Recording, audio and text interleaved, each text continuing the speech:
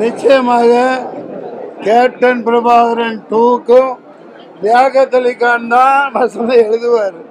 நான் சொல்றேன், ஏன்னா முதுகெலும்பு தண்டில் ஒரு மின்சாரம் பாய்ச்சுற மாதிரி ஒரு இந்திய வரலாற்றில், திரைப்பட வரலாற்றிலேயே ஒரு வில்லன் எல்லாத்தையும் போட்டு தந்த பிறகு 30 நிமிஷம் கோர்ட்டில் வசனங்கள் பேசப்பட்டு ஒவ்வொன்றுக்கும் கைத்தட்டல், அதுவும் ஒரு தீர்க்க தரிசனமாக பல காட்சிகளை இவர் எத்தனை ரூம் போட்டு யோசிச்சாரோ தெரியல.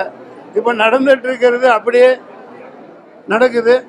இயக்குனர் ஐயா டைரக்டர் ஆர்.கே. செல்வமணி அவர்கள் மிக மிக தீர்க்க தரிசனமா, அன்னைக்கு வீரப்பனார் நான் கண்ணில் பார்த்ததில்லை, எப்படி இருப்பார் கருப்பா சிவப்பான்னு தெரியாது.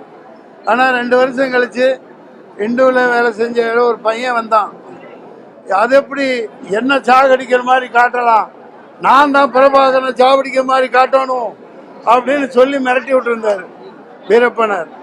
அவர் ஒரு கதாநாயகனா மக்கள் மத்தியில் வாழ்ந்துட்டு இருந்தது தான் இந்த படம் வெற்றிக்கு மிக மிக முக்கிய காரணம்.